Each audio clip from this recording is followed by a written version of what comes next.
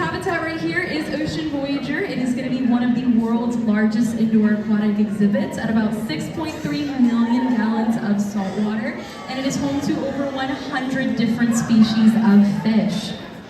Now coming by right now, we have two of the largest fish in this exhibit and in the world. Whale sharks and manta rays are going to be the world's largest ray and shark species. Now despite this though, they are endangered, so we do a lot of work here both on and off-site to protect these animals. Now one reason why we have them here is to provide you all with a way to connect with them. You can't really protect something if you don't even know that it exists, so by having them here, we want to provide you all with that connection. And like I just said, we also do a lot of work both on-site and globally with research and conservation, specifically with shark and ray species, since they are unfortunately declining. But we're going to talk mainly about our two whale sharks today. We just had Yushan go by. This is Taroko. He's got those little balloon freckles on his chin right there.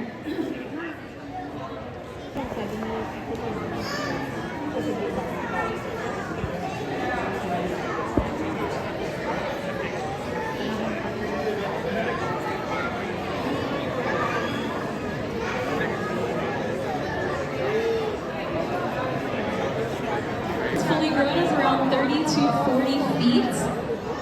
And we've got another pretty large animal coming up right now. This is going to be Tank. Now just like our whale sharks, he is also a rescue.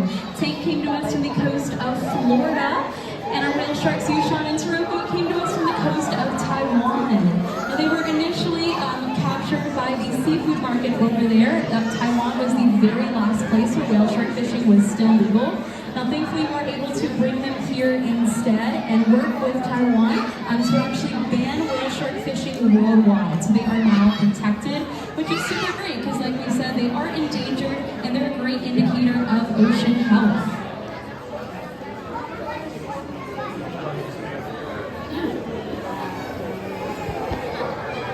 Now with whale sharks, even though their mouth is around the size of 4 feet, their throat is going to be about the size of an American quarter or a ping pong ball. So they are only able to eat anything smaller than that.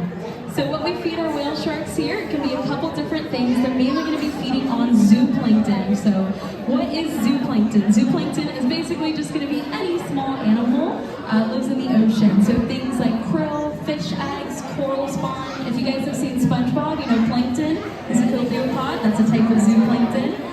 So that's typically what our whale sharks here and our manta rays are going to be eating. They get a couple different species of krill. They also get these algae gel vitamins just to make sure they have everything that they need.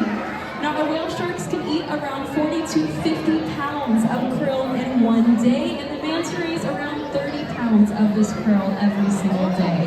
Those are very, very large amounts of food. Now we have a couple different methods of feeding our animals here. What's going on in the center? We're going to have what is called a broadcast feeding. So this is what's going to be done with those smaller fish species who are not trained or target fed. What they're going to do is they're going to gather an assortment of different food items, different species of fish, maybe some squid in there, some clams, and toss it into the center part of this exhibit for those animals to kind of pick out what they please. So they're still getting fed and everything, it's just at their own pace.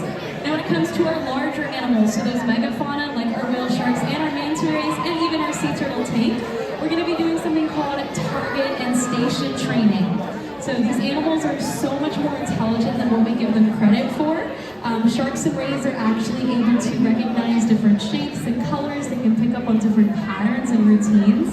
So what we've been able to do is actually train each individual shark and ray on all of our exhibits here to associate a certain part of the habitat and a certain symbol with the idea of food and come up to us when they see that in the water. So some animals have a sound target. For example, with Tank, to call him over, they're usually going to get a hammer and a piece of metal, hold it under the water and bang it together. That sound signals to him that it's time for feeding, and he'll head straight over to his feeding location. And then they're able to pretty much hand feed him. And doing it that way, like we said, is going to allow them to track how much each individual is eating. They can see what they are preferring to eat. They can track changes in their behavior, which can give them a lot of insight on their health and get them comfortable around veterinary equipment so that when it comes time to do those health assessments, the animals are not going to be stressed out because they already know where to go, they already know what's happening, and kind of what that equipment is for. So that can make all the difference. Now just a reminder, as you guys are coming in, just make sure we try to scoot up as much as we can to leave a clear pathway in the back. We also want to make sure we've got a clear pathway to that exit. So just try to make sure we're not blocking any pathways or anything like that. You guys have been doing a great job at that. So thanks for hanging around to view our whale shark feeding. They're getting started with that right now. So like I mentioned, with all of our sharks and rays here, they are trained and target fed. So what you're going to see at the top, we've got these little inflatable boats. This one is going to be for you, Sean, who's our biggest whale shark.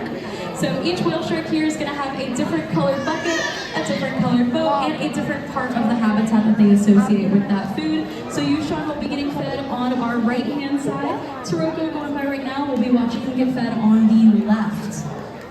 So what's about to happen is somebody's going to be in that boat. If you look to the left-hand side of that boat, you're going to see this tub that has a couple different types of zooplankton in there. Mainly krill is what they're going to be getting. Now what they're going to do is they'll put that in the boat with one of the aquarists. That's a person that works with aquariums.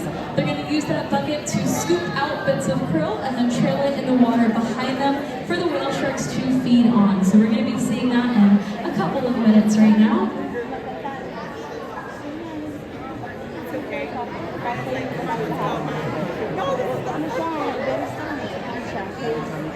So I'll leave you guys to watch this feeding for a little bit. I'm going to say a couple more things about how that works. So whale sharks are going to do something called cross-flow filtration.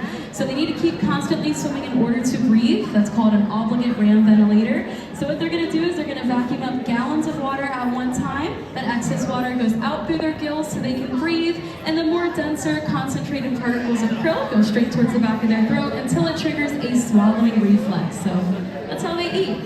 Feel free to get a couple quick pictures and videos of this feeding before heading on to enjoy your visit here. I want to make sure as many of you guys as possible get a chance to see this, just so you know this is not the last time this will be happening today. So if you missed a little bit of it, or if you're just now coming in, don't worry, you have an opportunity to see it again today.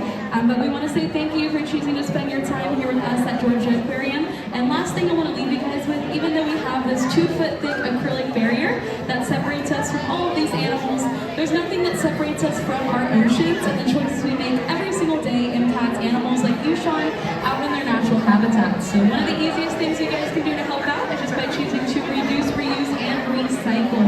Just by making sure you try your best to use a reusable tote bag or reusable water bottle whenever you're out. That can help keep our oceans and our rivers much cleaner, so that maybe these animals won't be in need of rescuing in the future. But they're starting that feeding right now. They will bring him back and forth a couple of times. So like I said, you guys are all going to get a pretty good view of it. If you do have any more in-depth questions, once again, my name is Gabby. You're going to find me on the right-hand side of the acrylic, right by where you, Sean's at right now. So feel more than welcome to make your way on by. But for now, thank you for joining us today, and we hope you guys have a awesome rescue visit here with us at Georgia Aquarium. Thank you.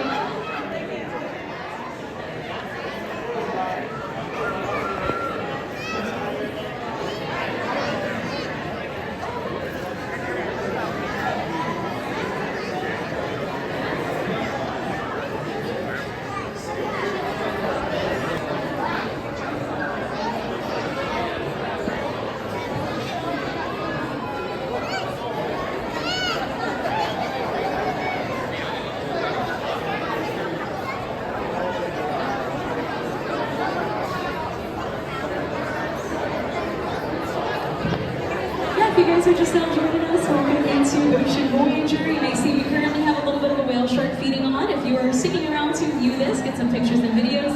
We have plenty of space up by the front of the acrylic, and we've got some more seating that is opened up.